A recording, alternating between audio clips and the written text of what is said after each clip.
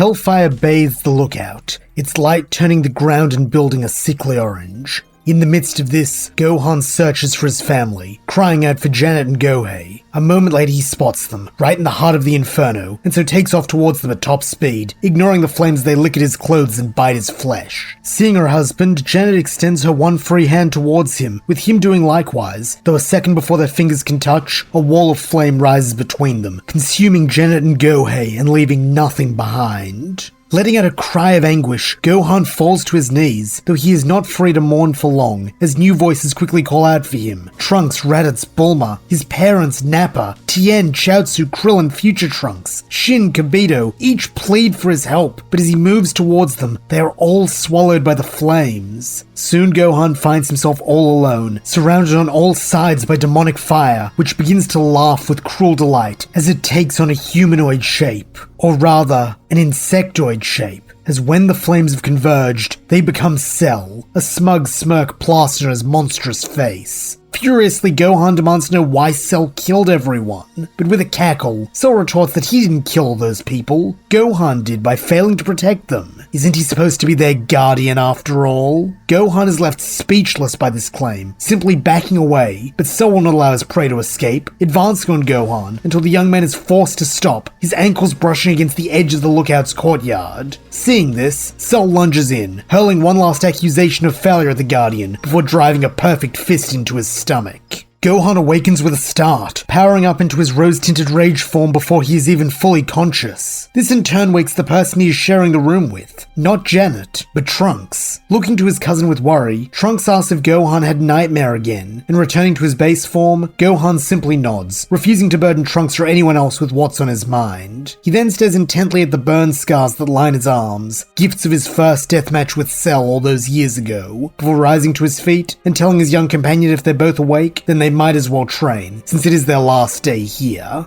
Heading out into the endless void of the hyperbolic time chamber, Gohan and Trunks both assume their highest forms and begin to spar. In a place such as this, they're able to go all out, which is a blessing, as each time Gohan has a nightmare like the one he just had, he finds himself with a sudden influx of nervous energy that he needs to burn off. Trunks is more than capable of taking this, as well as dishing out a good amount of power thanks to his potential unleashed state, allowing the two young men to receive excellent gains, even if they are sore and exhausted at the end of the day. Looking at the great clock over the entranceway, the pair of half Saiyans see that their time is up, and so with arms around each other's shoulders, they head back into the real world. Janet and Gohei are there to meet them, with Janet playfully complimenting Trunks on the wispy little beard he managed to grow during his year in the chamber, before hugging Gohan tight. Returning the gesture, Gohan breathes that she cannot imagine how much he has missed her and Gohei, as he takes the baby from his wife's arms and holds him close to his chest. Taking this as his cue to go, Trunks bids his cousin and his family goodbye, promising to rest up like they'd planned for the final day, then meet up here when it's time for the tournament. For his day of rest, Gohan spends it with his wife and son, heading down to the surface for some family fun. It is a beautiful day, perfect for getting ice cream and taking Gohei to the park to feed the ducks. Though their activities are mundane, Gohan cherishes this time, all the while strengthening his conviction to win the tournament and protect them from all who seek to do them harm. Finally, the time comes for Team Universe 7 to assemble on the lookout, with Trunks and Raditz arriving first, along with all the Z-Fighters who will not be participating. Though Gohan notices something odd about his uncle, his eyes. Their usual Saiyan black color has been replaced by a set of ice blue irises that Gohan recognizes, though he can't put his finger on. Not only that, but his key signature is entirely absent, and when asked about these changes, Raditz smiles that Bulma helped him catch up to the boys by upgrading him into a fully functional android. Now he won't be the one holding their team back. A little while after this, Shin, Kibito, the Grand Supreme Kai, Beerus, and Whis arrive, with Whis being excited for this peculiar tournament, while the others are more subdued. Beerus is by far in the poorest spirits, growling that if any of the Saiyans let the team down, he will personally destroy them, and it will be far more painful than anything the Omni King might do to them. Tittering, Whis tells the trio to ignore Lord Beerus, saying that he's just grumpy because unlike angels, if a team loses, their god of destruction will be erased as well. Looking to Shin, Gohan asks if this means he will also be erased if they lose, but putting on a brave face, Supreme Kai tells his young friend not to worry about him, since what is one life when compared to the whole universe? Following this, the final member of Team Universe 7 appears, that being Cell, a cocky smirk like the one from Gohan's nightmares on his face as he is escorted over by Goku. At once Gohan's hackles raise, with him positioning himself between Cell and his family. This is not lost on the Biobug, who comments that it seems the brat has something to protect. Good, since it'll make him fight harder in the tournament. Gohan for his part says nothing, merely glowering at his nemesis, while Goku steps between them, reminding the pair that they are teammates, and unless they work together, the 7th is doomed. Coyly, Cell replies the only one not being a team player is Gohan, as he, Cell, has no problem working with the others, and it seems that the feeling is mutual, as Raditz has gone so far as to copy him, a fact which really touches his heart. While even Tien is here, no doubt willing to lend a hand if called upon. Each of these taunts makes Gohan's blood boil, but in a reassuring tone, Janet tells her husband that it's alright, lacing her fingers through his, a simple gesture which goes a long way to calm his rage. Now with the clear ahead, Gohan tells Cell to cut the mockery, since they need to get going, and hearing the tone of leadership in his voice, the rest of Team Universe 7, along with their deities and Goku, form up on the Guardian. Smiling and waving, the remaining heroes wish their friends and family luck, then with a faint zipping sound, they kai away. The Omni King's palace is not at all what Gohan, Trunks or Raditz had expected, vaguely resembling the Lookout, with a large circular courtyard and a single temple-like building. Also like the Lookout, it appears to be floating above a set of clouds, though the biggest difference is that Lord Zeno's palace seems to be built atop a giant blue jellyfish, with this being where our heroes find themselves. Looking around, they spot 7 other groups, each of varying sizes made up of mortals, Kais, angels and destroyer gods, while at the center of the courtyard stands a small being with an ovular head, presided over by someone who Gohan assumes must be the Grand Priest. Jolting upright, Goku yelps that he's meant to be over there too, before hightailing it to stand beside the priest, as the small creature introduces itself as Zeno, welcoming them all to his world. At once the deities all bow, and following their lead the mortals do likewise, as Zeno continues that he has summoned them all here to partake in what he has dubbed the Tournament of Power. The rules of the tournament are simple. Each fight will be a one-on-one, and will continue until one of the fighters is either knocked out, goes out of bounds, or surrenders. Also, killing is forbidden, as is ki-based flight, since that would make things too easy. And of course, if a universe loses all their fighters, that universe will be erased. The way the Omni King says this in such a conversational manner sends a shiver down Gohan's spine, to the point where he almost misses what Zeno says next, though thankfully, his keen focus allows him to get the gist. It is an explanation of the team sizes. As Goku had said, the team numbers are determined by a universe's mortal level, with Universe 11 as the strongest universe having 2 members. Universe 2 as the next strongest has 3 fighters, while Universes 3, 10, 4 and 7 get 4 due to being roughly comparable. Being slightly weaker than average, Universe 6 has been bolstered by being allowed a 5th fighter, while Universe 9 is the clearly weakest, will be fighting with a full team of 6. Following this explanation, a giant bracket with everyone's names on it appears above them all, and scanning the list, Gohan finds himself in the final fight of round 1. As a result, he follows the rest of his team as they are led onto floating platforms to watch as the first fight begins. Hit of Universe 6 versus Basil of Universe 9. To call this a fight would be to oversell it, as before Gohan can even take a seat, the match is over, with Hit having vanished for a fraction of a second before reappearing directly in front of Basil, his fist buried in the Dogman's stomach. The force of this blow is so intense that Basil is sent flying off the edge of the jellyfish, and when he materializes back on the Universe 9 platform, Goku, who is apparently the referee, declares the match for Hit. The fights that follow are similarly brief, with most of the fighters being unimpressive to the heroes of Universe 7, who have tangled with the likes of fallen Kais and gods of destruction. The only other contestant in the first half who catches their eye is Jiren of Universe 11, whose victory is almost as instantaneous as Hit's, with him simply waving a hand dismissively at his opponent, and the air current the motion creates being enough to launch the opposing fighter, another Dogman from Universe 9, off the edge of the ring. With this loss, all 6 members of Team Universe 9 have been defeated, and as the Grand Priest announces this fact, Zeno bids them bye-bye, then with a wave of his hand, erases them. In an instant they are gone, with all that remains being their angel and the echoes of their vain cries for mercy. How callous. How unnecessary. Following this, the Omni King excitedly declares that he's been looking forward to this next fight, as Team Universe 7 finally gets their first match, with Cell being paired against a Universe 2 fighter called Ribrienne. No one wishes the bioandroid luck, as the Team Universe 7 platform is lowered back onto the ring, so Cell can disembark. And as he steps onto the field, he admits that he had hoped for someone a bit more impressive. Testily, Ribrienne declares that nothing is more impressive than the power of love, but with a smirk, Cell retorts they'll have to put that theory to the test, won't they? A moment later, he is upon Ribrienne, his fists a blur of motion as he delivers a ruthless volley of blows that the maiden can barely withstand, only blocking 1 in every 3 hits. Wanting to level the playing field, Ribrienne retreats, jumping back and firing off a heart-shaped ki blast, which Cell splits in half with a kick. He then responds with a ki blast of his own, that being a death beam. Due to the no-killing rule, he avoids any vital areas, but the pain of having a hole burned cleanly through her body is enough to send Ribrienne into shock, and as she lies there in agony,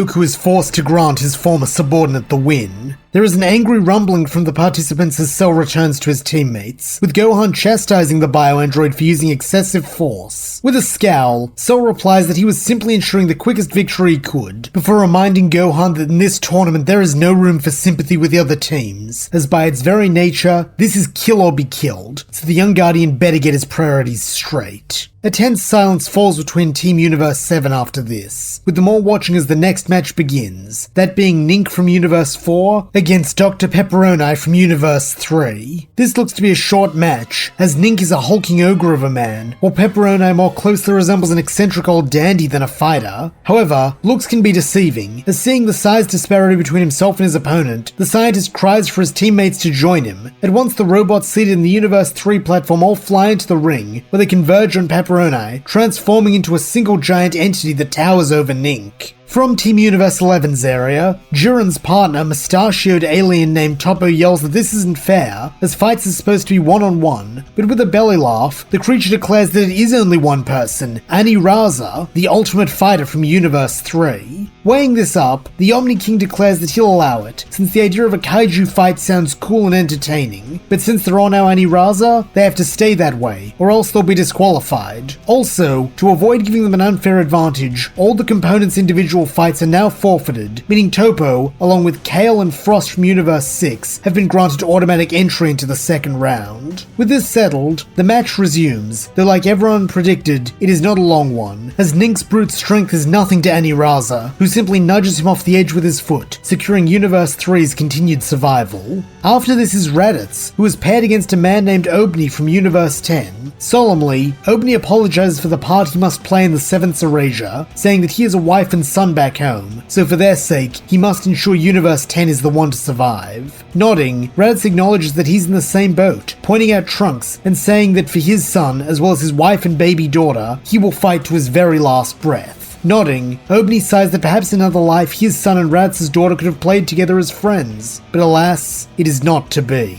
With a sigh of his own, Raditz echoes this sentiment. Then, the fight begins. As it turns out, Obni has a special ability, that being such acute key control that he can create key decoys, which make it impossible to tell where he actually is. This allows him to seemingly get an early lead, as Raditz misses his first few attempts at punching, while Obni peppers the Saiyan with hits. However, in spite of this disadvantage, Raditz remains calm, those new ice blue eyes piercing his opponent as if trying to read his mind. Then with a flick of his wrist, he launches his fingers, which become 5 tiny missiles, each flying at a separate Obni. This stuns both Trunks and Gohan, though with an eye roll, Cell tells them this is likely one of his new android upgrades, similar to 16's rocket fists, before instructing them to watch, as 4 of the fingers pass harmlessly through Obni's decoys, while the 5th bounces off his real body, telling Raditz which one it is. At once the augmented Saiyan descends upon his foe, tripping with a leg sweep, then leveling a shining Friday at his head, urging him to surrender. Giving Raditz a saddened look, Obni replies that he's afraid he cannot bring himself to do it, before rolling away and restarting the fight. Recalling his fingers, Raditz hurls the key orb at Obni, but using his impressive physique, the green alien avoids this too, recreating his clones and coming in for another close-range hit. Stepping back, Raditz attempts a roundhouse kick, hoping that he can cut through the clones and hit the real Obni, but unfortunately Universe 10's martial arts specialist is well equipped to deal with such techniques, rolling under the blow and driving a punch into the Saiyan's leg which brings him crashing to his knees. Now it is Obni's turn to offer Raditz a chance to surrender, but with a shake of his head, Raditz replies that he won't let his cowardice be the thing that costs his family their lives, so he's afraid it's time he end this, no matter the cost. Remembering future Trunks' story of how his Raditz died, Gohan rises to his feet, urging his uncle not to do this, but it is already too late, as the long-haired Saiyan has initiated his final explosion. A vast explosion of ki then blankets the battlefield, so intense that it even makes the jellyfish carrying Zeno's palace squirm in discomfort. Hastily, the angels erect barriers around their teams so they are not caught in the blast, but being at ground zero, Obni has no such luck, taking the full brunt before being sent soaring far out of bounds. The explosion persists for a few more moments before dying down, and as the barrier around Team Universe 7 is lowered, Gohan and Trunks leap down into the arena to check on Raditz. To their surprise, he is not only still alive, but still standing, and when he sees their worried faces, he pulls the boys into a hug, reassuring them that he's fine. In fact, thanks to his new android body and infinite energy engine, he could do that all day and be fine.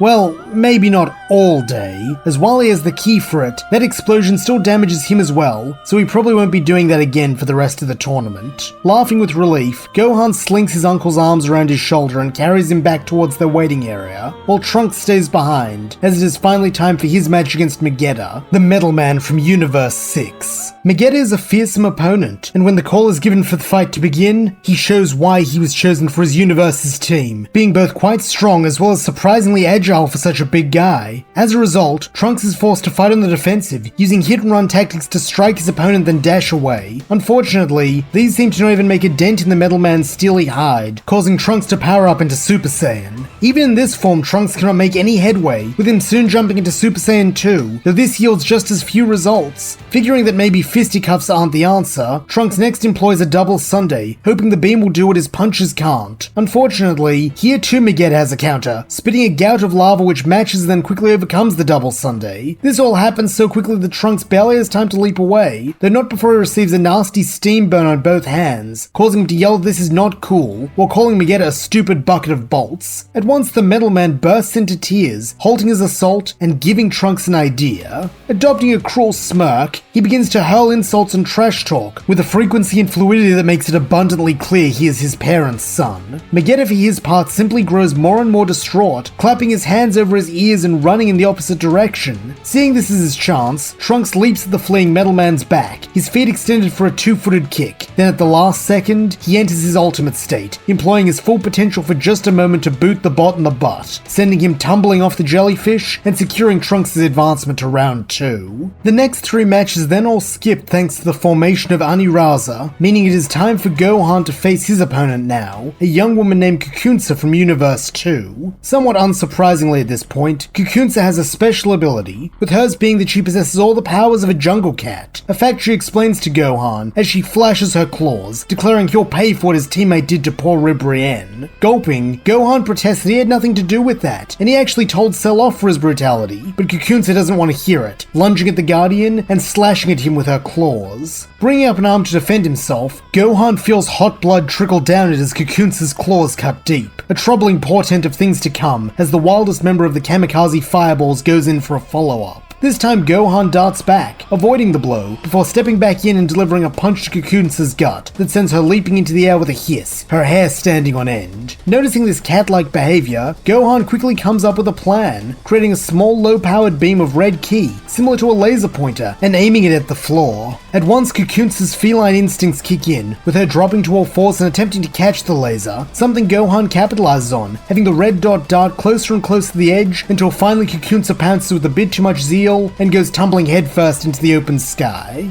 Deactivating his ki dot, Gohan laughs that this sure was an odd fight, though his flippancy fades completely when the Grand Priest's voice rings out once again, declaring Universe 2 has also lost all its fighters, resulting in Zeno erasing it just like Universe 9. Suddenly, Gohan doesn't feel much like laughing at all, with a sober air surrounding him as he takes a seat between Raditz and Trunks. However, now is not the time to give in to sorrow, as with the first round done, the second round is set to begin. Just as with round 1, Hit opens by scoring an easy victory, using that same teleportation trick to close the distance and one-shot his opponent. After this comes something no one had considered up until now, a matchup between teammates, with Genos and Daemon of Universe 4 being slared to fight each other. Curiously, Genos asks Goku what they are supposed to do, and after a brief conversation with the Omni King and Grand Priest, the Saiyan shrugs they're meant to fight, or he guesses one of them could forfeit, since apparently that's how Zeno wants it. Acknowledging this, Daemon decides to surrender, deeming Genos as having the better chance of saving their universe, and so it is the second match of the second round ends without a single punch being thrown. The fight that follows sees Universe 4's invisible fighter Gamis Salas take out Dirasem of Universe 10, which results in the 10th erasure, as he was their last fighter. As Team Universe 10 meets their end, they do not cry out like their predecessors, instead facing their death stoically, with Obni's final act being to make eye contact with Raditz. Then a moment later, they are gone, and as the long-haired Saiyan stares at the place where Obni just was, he hangs his head, mourning for the man that another time he might have called friend. Next up to fight is Jiren, this time paired with a girl named Caulifla, who apparently is a Saiyan from Universe 6. Gohan, Raditz, and Trunks are all intrigued by this fact, wondering what it would be like to fight another universe's Saiyan, but alas, that is something they will never know, or at least, not with her, as just by flaring his aura, Jiren dispatches Caulifla. A moment later she appears in the Universe 6 area, her body comatose and injuries looking pretty severe. Upon seeing this, another member of Team Universe 6, a girl named Kale, who up until now had been meek and subdued, starts going berserk. By the spiking of her hair and power, the Universe 7 team recognize this as Super Saiyan, but the greenish tinge of it is unlike any Super Saiyan state they have ever seen. In this feral state, Kale cannot tell friend from foe, swiping at one of her own teammates, and she is only stopped by the appearance of Hit, who employs a technique called Time Prison to freeze her in place by creating a purplish sphere of ki in one hand. Now it is Cell's turn to fight again, with him being paired with Aniraza this time. Cracking his knuckles, the bioandroid declares this will be fun as he re-enters the ring and looks up at the smirking face of the Universe 3 super android. Tauntingly, Aniraza asks Cell if he's scared, but the Bugman shrugs that honestly he's not. In hell he fought giant ogres and other miscellaneous big brutes all the time, so this is just another day on the job for him. Though he will admit, he is looking forward to dismantling a fellow android, since he wants to see how Universe 3 builds theirs. As flight is not allowed, Cell starts by propelling himself into the air with a ki blast aimed at the ground. A clever tactic, as it forces Aniraza to attack a moving target. Unfortunately for the Universe 3 android, he is not up to the task, as Cell deftly dodges his swipes and even goes so far as to land on one of his arms. Growling, Aniraza attempts to squash Cell with his other fist, but with a cackle, Cell springs out of the way, causing the kaiju to smash his fist into his wrist gem, shattering it and exposing what is housed inside, one of the robots making up the behemoth.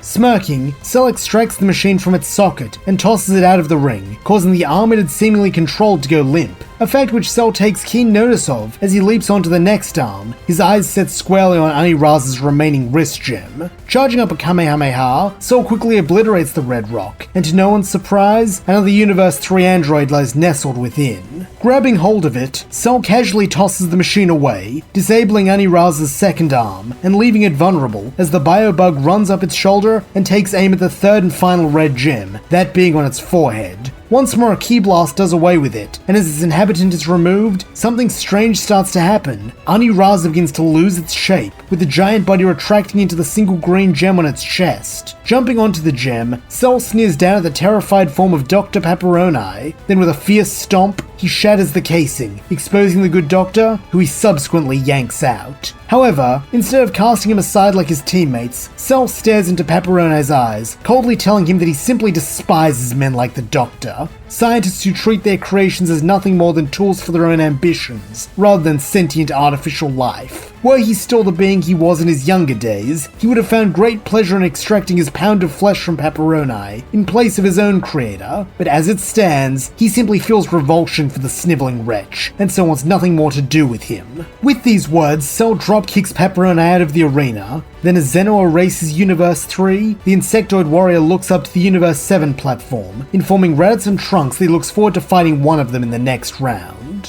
Looking up at the bracket, Trunks and Raditz are surprised to see the bio-android is right, and that the next fight to determine Cell's quarterfinal opponent is between father and son. Eyes meeting, Trunks suggests that he should just forfeit like Daemon, so his dad can be better rested for his fight with Cell, but Raditz flatly refuses, telling his son this would be a disservice to their universe. If he wants to do right by everyone, then the two of them need to accept this challenge and go all out to see who is really best suited to represent the 7th moving forward. Though he is still a bit reluctant to fight his dad, Trunks accepts these terms, and so the pair take Cell's place, with Goku telling them to begin when they are ready. Taking his father's words to heart, Trunks goes all out from the start, going into his ultimate form and lunging at Raditz. Raditz for his part doesn't transform, with Gohan wondering whether perhaps in becoming an android he lost that ability, but even still, he's able to match his son, ducking under the first punch and delivering an elbow between Trunks' shoulders. This slams the boy into the ground, but having excellent instincts, he immediately rolls, avoiding Raditz's follow-up kick and firing a point-blank double Sunday up at his dad. However, here Rad shows off another of his new android modifications, extending a hand and absorbing the blast into a small red gem on his palm. Up in the viewing area, Gohan recognizes this as the same device Android 19 had in his hands, and so is ready when Raditz explains that Trunks has just enhanced his strength considerably with that blast. He then follows up with a kick that sends the young hybrid flying, but through sheer grit and determination, Trunks is able to grab hold of the ring's edge, keeping himself in the fight as he claws his way back into a standing position.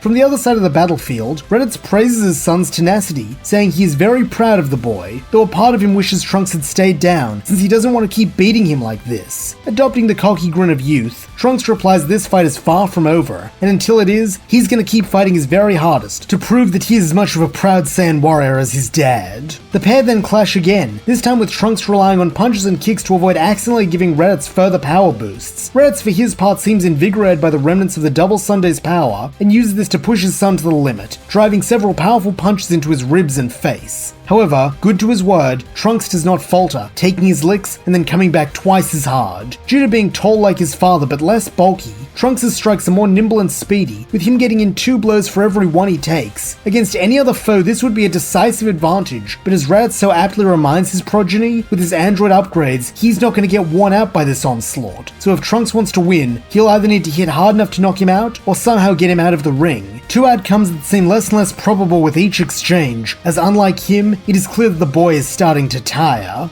Though Trunks hates to admit it, his dad is right. He has begun to rapidly fatigue, and this makes him vulnerable to Raditz's counters, meaning if he wants to win this, he needs to change tack. Ki blasts have already proven themselves to be a non-starter, and close combat isn't working, so what else is there? Unfortunately, Trunks doesn't have time to ponder this, as Raditz is back on the offensive, this time with a double Sunday of his own. Thinking fast, Trunks meets it with an identical attack, beginning a beam struggle which seemingly cannot end in his favor, as he will either be overwhelmed by his father's infinite energy, or if he wins, Raditz will simply absorb it like any other potential beam he hurls. Wait a minute. Potential?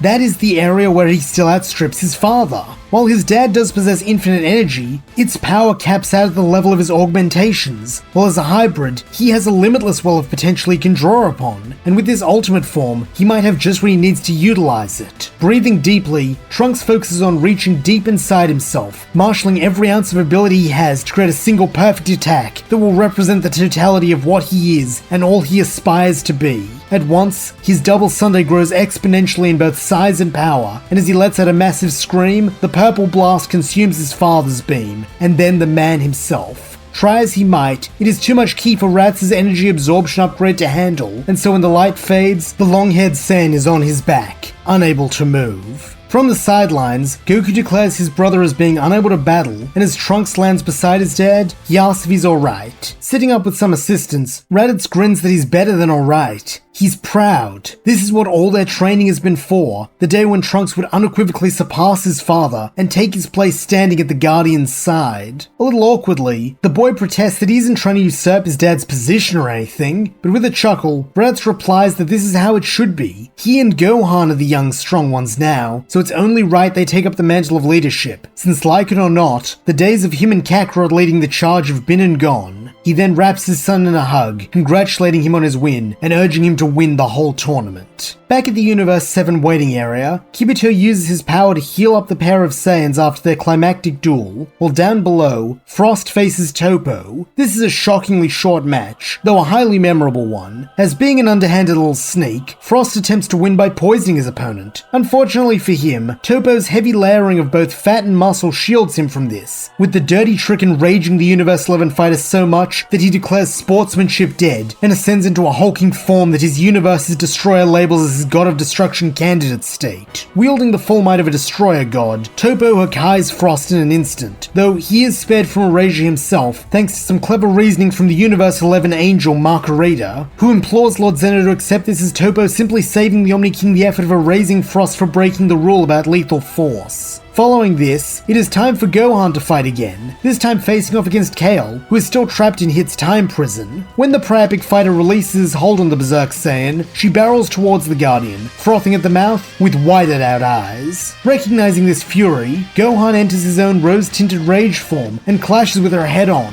The resulting shockwave agitates the great jellyfish just as much as Raditz' final explosion, though this is not to be a one-off thing, as the pair of fighters quickly engage in a bout of traded blows, delivering swift punches and kicks to each other that each come with their own explosive force. Splitting apart, Gohan acknowledges that Cal has a lot of power, though it's raw and unhoned, just like he was in the early days of using Super Saiyan Rage, but with a bit of guidance, he can help her harness it if she wants. Kale's only response is to snarl as she hurls herself at him once again, though this time Gohan dodges, even managing to trip her by simply sticking out a leg. Such an obvious ploy wouldn't work against a rational fighter, with Gohan saying as much to prove his prior point. This unfortunately does little to help with his goal of calming her down, as now with pain fueling her rage, Kale lashes out, attempting to claw at her foe much like Kakunsa did. Leaping back from this, Gohan next lobs an orb of ki at the Berserker, but even this is not enough to stop her, as she merely bats the blast aside, then delivers a haymaker into his shocked face. For a moment, Gohan sees stars, with Cal using this time to deliver a dozen forceful body blows to his unprotected torso.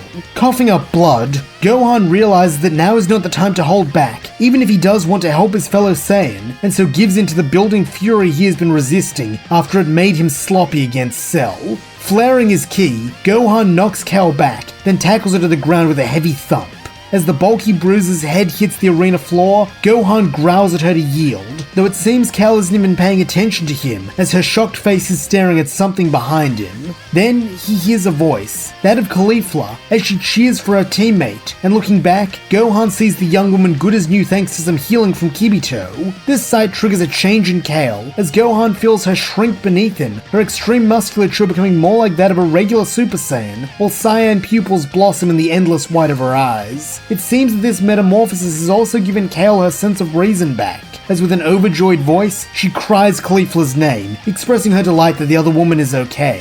Flashing a rebellious grin, Caulifla replies that she won't be kept down that easily, but now's not the time for that. It's time for her to use that wicked new transformation to kick this Gohan guy's butt. Nodding determinedly, Cal agrees, then with a cry, she powers up, knocking Gohan off her. As both Saiyans rise to their feet, their eyes meet, though this is not like the start of their clash. Now Cal is in full possession of her faculties, and is fighting with purpose. Gohan reflects on this as he and Cal begin the next round of their duel. She was able to gain control of her rage form, not through training and discipline like he did, but through a bond with Caulifla, and as a result, has become exponentially more powerful. He wonders, had he taken that route, would he be stronger too? Would he have been able to defeat Cell back in Hell and keep everyone safe? Gohan doesn't know, but one thing he is certain of is that if he doesn't focus up, he will lose this fight and let his universe down. That is something he refuses to let happen, and so with a cry, he subsumes himself in rage, slowly but surely overpowering Kale. Finally, this results in him using a front kick to push his adversary away, just long enough to charge up a Kamehameha. At this range, Kale is unable to avoid it, and as she is sent hurtling into the void beyond the ring, Gohan hears her mutter 3 words, "I'm sorry, Caulifla." Looking up at the Universe 6 area, Gohan sees Cal materialize, her hair now black again, and her head hung low as she apologizes to her teammates. However, Caulifla will not hear of it, throwing an arm around the other woman and cheering that her fight was the most epic thing she's ever seen, and that she needs to teach her how to transform like that. Smiling softly, Cal promises to do that when they get home, an unspoken worry to her voice, though Hit is there to put it to rest, as it is his turn to fight again, as the opener of the quarterfinals. His match with Ganos is just as brief as his first two, as while Genos has the power to increase his speed several fold, that is nothing compared to a man who can jump ahead in time. By now Gohan, along with several of the more observant fighters, have figured out that this is his power, and so it comes as no surprise that he removes Genos from the tournament in a matter of moments. As always, Jiren follows him, eliminating Gamisalis in no time at all, since invisibility is no match for a power that can blanket the entire battlefield. As a result of this loss, Universe 4 is eliminated, leaving only 3 universes standing: Universe 6, Universe 7, and Universe 11. The third quarterfinal match is between 2 of the 7's remaining fighters, Trunks and Cell. Trunks is eager to knock the bio-android out of the tournament, knowing how much his continued presence distresses Gohan, and as he joins his opponent in the ring, both his cousin and his father pat him on the back, wishing him luck for his fight. When the call to begin is given, Trunks enters his ultimate form, showing that he is not messing around, then with a yell, throws himself at Cell. At first, Cell tries to dodge these hits, but Trunks is too fast, giving the bug quite a beating. Retreating after a few hits, Cell acknowledges the boy's strength, claiming that by his estimates, Trunks is the 4th strongest fighter here, but unluckily for him, he's the 2nd strongest. Cell then powers up into his Cell God state for the first time in the tournament, with all the remaining fighters taking notice. At once, the tide of the battle changes, as when Trunks rushes in, Cell swats his hits away, before delivering a lariat that puts the young hybrid on his back. Not one to give up an advantage, Cell follows Trunks down before he can move, planting his chitinous red knees on the boy's torso and pinning him in place. He then smirks that Trunks is free to surrender at any time, but when the onyx-haired youth spits back a defiant refusal to yield, the biobug rolls his eyes and plants both his hands around Trunks' throat. What follows is a sight that makes Raditz and Gohan's stomachs turn, as Cell holds Trunks down and starts choking the life out of him. Trunks fights valiantly to his last breath, quite literally, but soon enough, his face goes red and he passes out. As soon as this happens, Cell is back on his feet, having seemingly lost interest when Trunks could no longer entertain him. Giving his fellow Hellfighter a piercing look, Goku declares Cell the winner, and as Raditz goes to retrieve his son, Gohan transforms into his rose-tinted rage state and confronts Cell, warning him that once he beats Topo, he's coming for the Bugman, and when he does, he's gonna make Cell pay for Trunks and everyone he's hurt. Cell merely replies with a taunt that he's sure the fight will be scintillating, even if Gohan's choice of threats is not, before returning to the waiting area so Gohan can have his match. When he enters the ring, Topo is still in his God of Destruction mode, his glowing purple eyes and new muscly physique giving him an intimidating air. Nonetheless, Gohan doesn't spare any thought for this, or the increase this form has given to his already considerable power. His mind set squarely on winning, so he can avenge his little cousin. Something in this mindset gives him strength, as while he is still angry, it is not his usual wildfire of rage, instead being more like a flamethrower that he can aim and unleash at will, similar to the level of mastery he was able to attain with his original Super Saiyan Rage form under Whis' tutelage.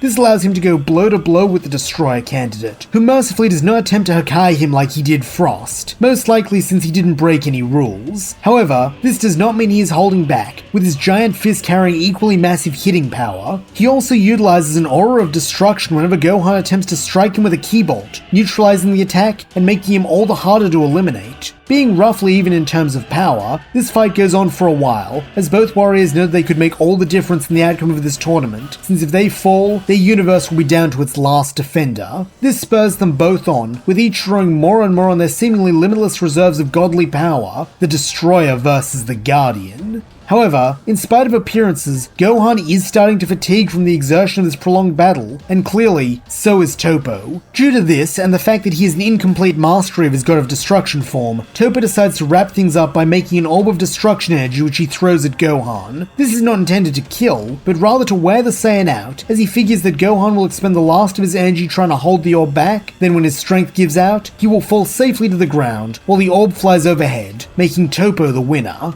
As it turns out, the mustachioed menace is half right, as when the destruction energy flies at him, Gohan does indeed attempt to push it back with a Kamehameha. However, the thing Topo had not accounted for is that with his more focused rage, Gohan is actually able to do this. By thinking of all the people he loves who he will let down if he loses this fight, Gohan briefly ascends into a state beyond rose-tinted rage. This change is only visible for a second, but this is enough to empower the Guardian's Kamehameha, resulting in it sending the destruction orb right back at Topo, who scrambles to neutralize it while simultaneously being hit by Gohan's blast, which sends him crashing to the ground. A second later, Gohan also lands face first on the ground, and with neither warrior showing any sign of being able to continue, the Grand Priest asks Goku as adjudicator to reach a verdict. Scratching his head, Goku declares that in a case like this, he's going to use the rules from his first ever World Martial Arts tournament. Whichever fighter can get to their feet first and declare themselves the winner gets the victory. Pursing his lips, the Grand Priest calls this an odd custom, but allows it, with everyone waiting to see who will rise first. For almost a full minute, no one stirs. Then with a gasp, Gohan raises his head. Excitedly, Trunks, Raditz, and the deities of Universe 7 cheer the young hero on, and hearing this, he forces himself to stand, stating in a shaky voice that he is the winner, and in doing so, making it true.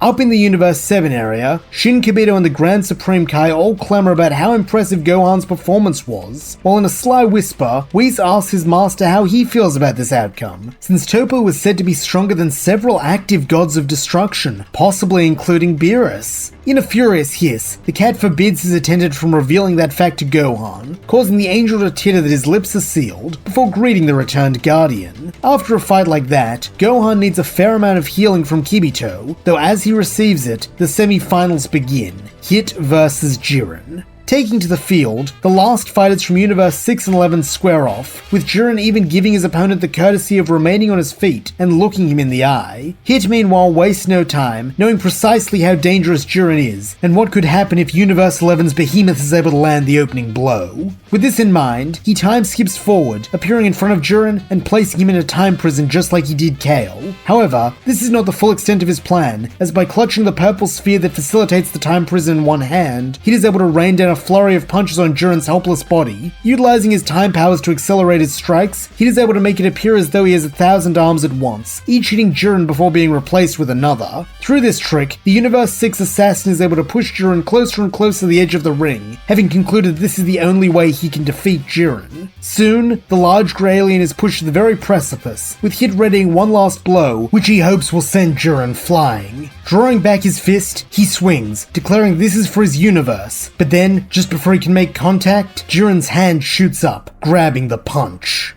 Gasping, Hit asks how this is possible, but with an undertone of exertion to his voice, Jiren declares that it actually took him marshalling his strength to break free of this technique, so he has to admit, he's impressed. Then with a grunt, he brings up his other fist, breaking free of the time prison entirely, and uppercutting Hit's jaw. The force of a direct blow from Jiren is enough to knock Hit out cold, but all the same, the Pride Trooper is thorough, picking his downed foe up by the head and dropping him off the ring. As he does, he solemnly states that the assassin has his respect, and that even when his universe is erased, Hit will live on in his memories. A moment later, Hit's beaten body appears up in the Universe 6 area, and as Jiren had said, he along with his universe are promptly erased. Now only two universes remain, Universe 7 and Universe 11, with the last two warriors from the former being matched up for the right to challenge Jiren in the finals. This is what Gohan has been waiting for, a rematch with his nemesis, but it seems Cell has other ideas, as raising his voice, he says he has a suggestion to make the tournament more exciting if the Omni King would be interested. Always eager for more spectacle, Zeno tells the bug to speak, and with a smarmy grin, Cell states that they already know the finals will be Universe 7 versus Universe 11, but what if instead of being a 1v1 that can end too quickly, he and Gohan team up to face Jiren, like how Team Universe 3 are able to team up and become Aniraza? Lighting up, Zeno declares that he did like Cell's fight with Aniraza very much. Okay, he and Gohan can fight as a tag team against Jiren. Rising to his feet, Gohan furiously hisses at Cell, demanding to know what he's doing, but with a smug grin, the bioandroid answers that he's saving their universe. Neither of them stand a chance against Jiren alone, so this way at least there's hope. Seeing that he has no choice in the matter, Gohan fumes that Cell better not be trying anything funny, hopping down into the ring with the Bugman by his side. On Goku's call to start, both Universe 7 fighters go into their highest transformations, though Gohan goes a step beyond, immersing himself completely in the anger he feels of being forced to work with Cell, as well as being denied his chance to get payback on the being who has caused him so much pain. This fury leaves him barely more cognizant than Kale was at the start of their battle, and without hesitation, he throws himself at Jiren. In this state of heightened emotion, Gohan is just as sloppy as he was when he and Cell last fought, making it child's play for Jiren to evade all his attacks before retaliating with one of his own. A point-blank ki blast that sends Gohan soaring backwards, while the resultant shockwave digs a furrow in the ground all the way to the arena's edge. Were Gohan fighting alone, this would be the end for him, but thankfully, Cell is there, catching his wayward partner and scolding him for going off half-cocked. Blind as he is by fury, Gohan swings at Cell for this, but with the same ease as their last bout, Cell counters this, knocking Gohan's hand away and looking him squarely in his whited-out eyes. In a blunt tone, he tells the young half-Saiyan that he gets it. Gohan hates him because he killed someone he loved. But guess what? Unless he pulls himself together, Gohan will be responsible for the death of everyone he loves. So if he wants to hate him, fine. If he wants to fight him again when this is done, honestly, he'd welcome the challenge. But right now, Gohan needs to stop feeling so goddamn sorry for himself and help him take out this big grey brute. Gritting his teeth, Gohan asks what the bug has in mind, and with an approving nod, Cell answers that he had the right idea. The only way to beat Jiren is to knock him off the edge. To do that, he'll need to charge up a massive attack, which will require Gohan to keep Jiren distracted for a while. Nodding, Gohan states that he can do that. Then without another word, he strides forward, approaching Jiren again. Appraisingly, the grey alien asks what the Saiyan wants, suggesting that he can't honestly think he can beat him alone, but with a shake of his head, Gohan answers that he wants to see if he can take one of Jiren's punches better than Hit did. This absurd answer makes Jiren raise his bald brows in surprise, but seeing no reason to refuse, he pulls back his fist and uppercuts Gohan. Unsurprisingly, this blow sends the young Guardian crashing to the ground with enough force to create a crater, but as he staggers back to his feet and spits out a mouthful of blood, he instructs the Universe 11 fighter to hit him again. This time Jiren goes for a body blow, forcefully extracting all the air from Gohan's lungs and bringing him to his hands and knees. Coldly, he asks if that was good enough for the Earthling yet, but with a shake of his head, Gohan gets to his feet and gestures for Jiren to go again. This quickly becomes a pattern, with Jiren laying into Gohan while the Guardian refuses to yield, returning to his feet each time and requesting further beatings. For the life of him, Jiren cannot fathom what is motivating this young fighter, though the answer is quite simple. It's what Cell said. If he falls here, then everyone he loves will die. So with each new blow, he thinks of one of them, visualizing the situation as him putting his body between them and the power of Jiren's fist. This drive to protect them gives him strength, not only allowing him to endure, but to do so with courage, so those watching will not worry about him. Finally, this becomes too much for Jiren, who demands to know why Gohan keeps willingly facing such torture. Adopting a resolute tone, Gohan answers that it's his job as Guardian, saying that to his father, the role of Guardian was one who sought out danger and eliminated it before it could become an issue. But he has realized that to him, the position means something very different. To him, the Guardian is not a sword, but a shield, one who stands between pain and those they are sworn to protect, one who can carry any burden and endures no matter what. With this declaration, Gohan at last feels the peace of surety, and with it comes a new wellspring of power as he truly embraces his role in the hierarchy of the gods. This manifests through a change in his appearance, as his hair finally loses the sickly pinkish yellow color, becoming bright pink, while his eyes regain their pupils, now a steely grey. Noticing this, Jiren attempts to go in for a finishing blow, once more forming a ki orb in his hand, but this time Gohan is ready, creating a Shining Friday, which clashes with Jiren's attack before blowing them both back. Looking back, Gohan sees that Cell has not yet finished charging his attack, and so engages Jiren once more, though this time he does not passively take the Grey's hits, instead catching the blows and retaliating with a few of his own. While these are not enough to seriously injure Jiren, the power of Super Saiyan Rose does allow Gohan to actually hurt the behemoth, something that up until now has not happened. This flusters the Universe 11 fighter, who declares that Gohan's ideals of fighting for others should not be enough to overcome his doctrine of absolute strength. But from behind him, Gohan hears Cell retort that it's more than just fighting for others, it's about trusting them, and in turn being worthy of their trust. He then yells for Gohan to move, and with barely a second to spare, the young Saiyan darts aside as a super-powered Kamehameha passes right through the place he was just standing to strike Jiren in the chest. Like Cell promised, this pushes Jiren back to the edge of the ring, and seeing their chance, the champions of Universe 7 converge on the big brute, tackling him out of the ring and into the void below. However, being a tricky fighter, Cell is not out of surprises yet, and so just before they can reach the point where they will be teleported back to their respective team areas, he fires a blast into Gohan's stomach, catch him off guard, and sending him sailing back onto the stage where he lies, the sole victor. A moment later, Jiren and Cell reappear in the Universe 11 and 7 waiting areas respectively, and as Gohan looks up at his unwilling battle partner, he realizes something. While he still loathes Cell, and will until the day he dies, he cannot deny what the bioandroid said is true. He has reformed his ways, and through his actions, has proven himself just as much a guardian of their universe as Gohan is. Floating over to him, the Grand Priest congratulates Gohan on being the winner of the Tournament of Power. Then as Universe 11 is erased, the young man is presented with a choice. He can either accept his victory here and guarantee the survival of his universe, or he can gamble it all on one last fight for a wish on the Super Dragon Balls, which as the priest says, can grant any wish imaginable. Meeting his teammates' eyes, Gohan gives them an apologetic look. He is sure his Uncle Raditz as well as Cell would choose the safety of their universe considering all they have sacrificed for it already, but they are not the only ones who have sacrificed, with all those who had their lives cruelly stolen having given far more. For their sake, and for the sake of the other fighters in this tournament, each of whom was a guardian to their own universe, he cannot let this injustice stand, and so in a ringing voice, he declares that he will accept the final fight for the right to wish the other universes and their inhabitants back into existence. Giving Gohan a look that the young hybrid assumes is one of annoyance, the Grand Priest sighs that very well, he should get himself healed by his universe's apprentice Kai before returning to the ring, as the opponent he is about to face is unlike any other. Assuming he is about to fight the Omni King or the Grand Priest himself, Gohan goes over what he knows of them in his head as Kibito heals him. Though to his surprise, when he steps back onto the battlefield, he is met by his father, who grins that he was hoping Gohan would accept the challenge, since he's really been looking forward to their rematch.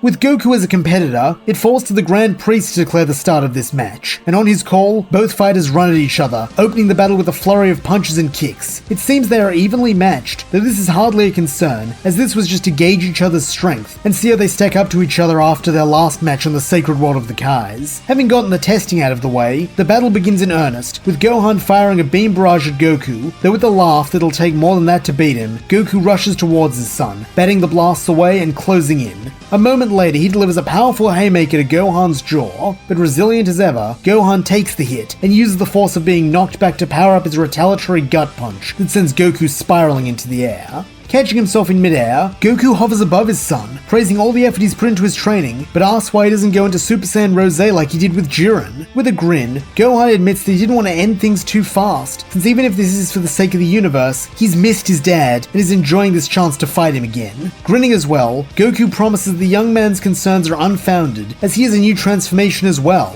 He then lets out a scream, as his hair spikes up like it does when he goes Super Saiyan, except this time his hair is a light blue color, a new state that the Saiyan is aptly named Super Saiyan Blue.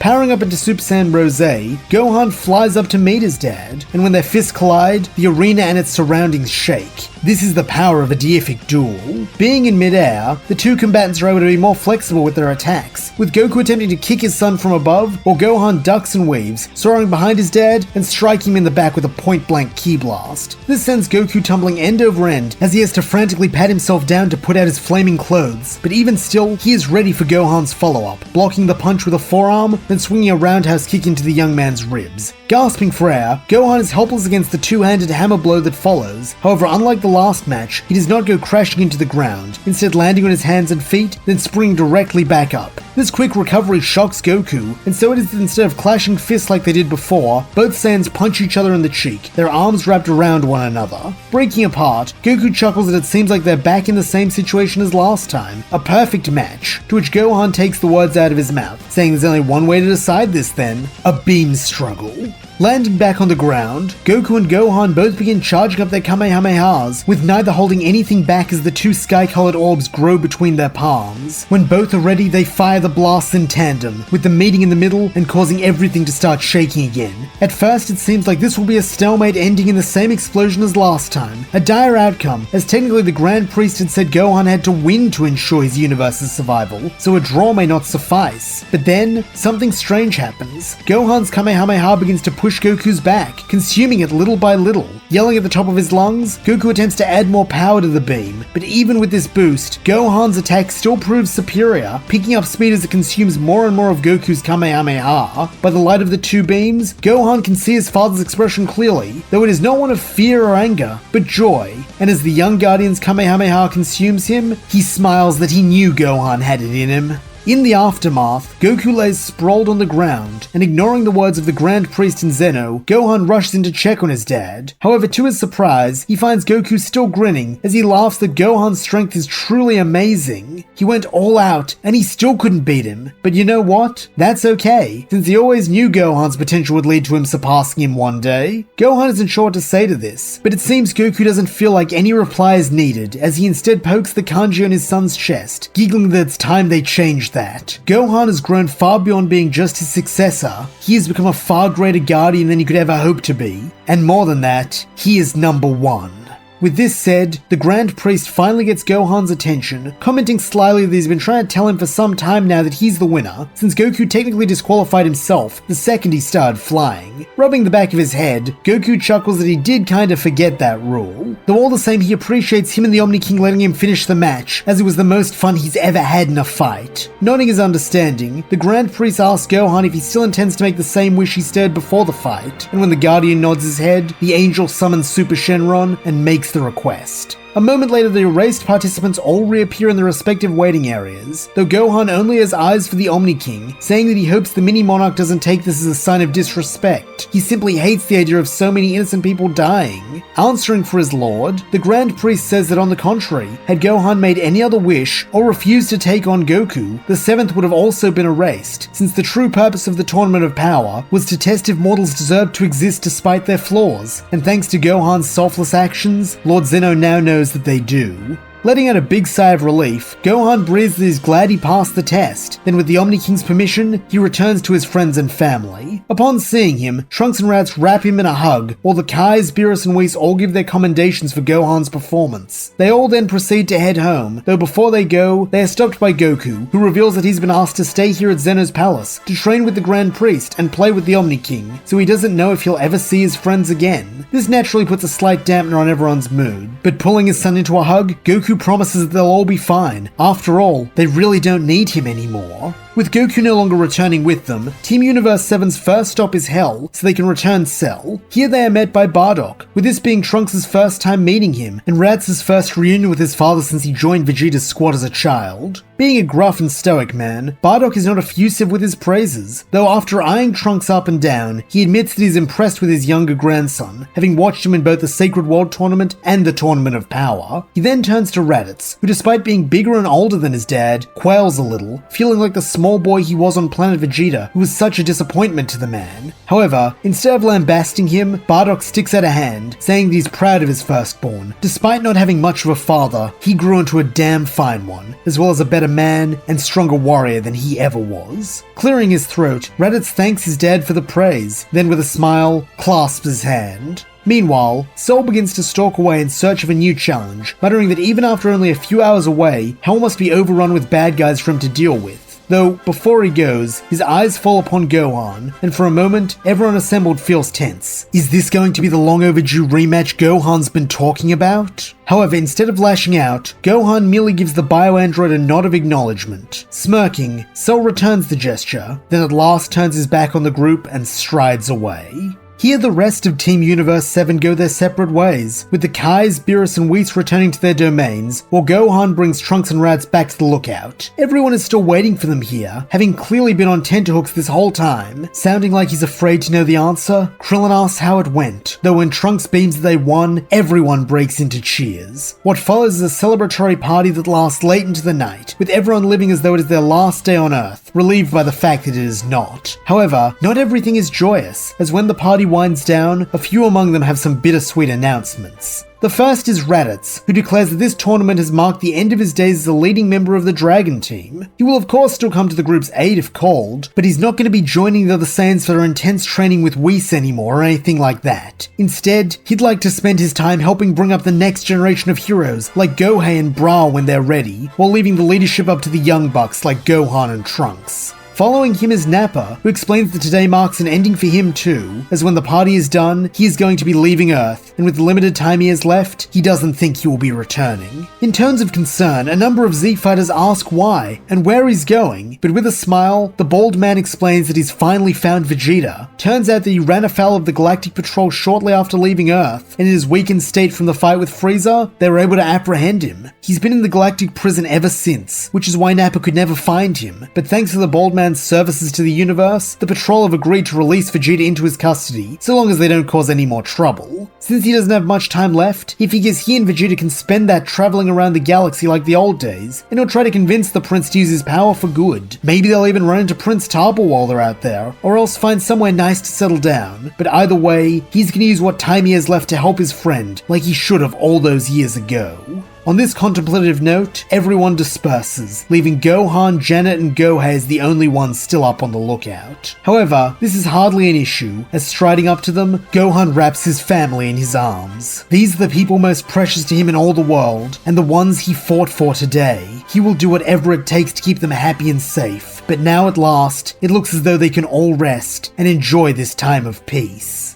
And that's where we'll end this story. Thank you so much for coming on this journey with me. I hope you enjoyed it, and if you did, please don't forget to like, subscribe, and leave your thoughts, suggestions, or screams of rage in the comments below.